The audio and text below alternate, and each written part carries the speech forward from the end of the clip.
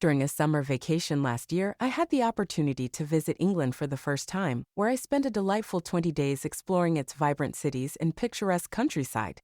One day, while meandering through the streets of Liverpool, soaking up the atmosphere, indulging in some shopping, and capturing the moments through my lens, a wave of fatigue accompanied by hunger washed over me.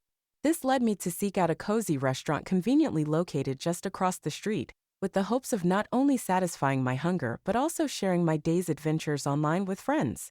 Upon settling into the inviting ambience of the restaurant, my immediate thought was to connect to the internet. I inquired with the waiter for the Wi-Fi code, to which he simply replied, "Eat first."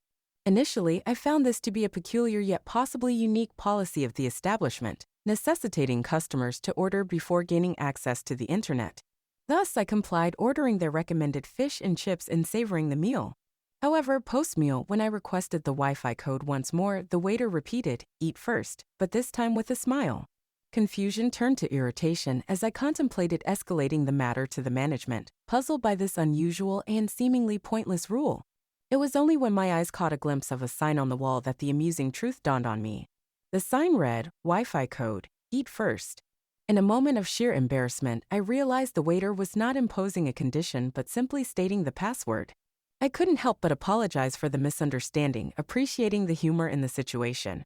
This story, besides offering a chuckle, served as a reminder of the importance of clear communication and the unexpected moments of humor that can arise from simple misunderstandings. It was a memorable part of my journey, one that I fondly look back on, not just for the cultural experiences it offered, but for the laughter and the lesson learned in that quaint Liverpool restaurant.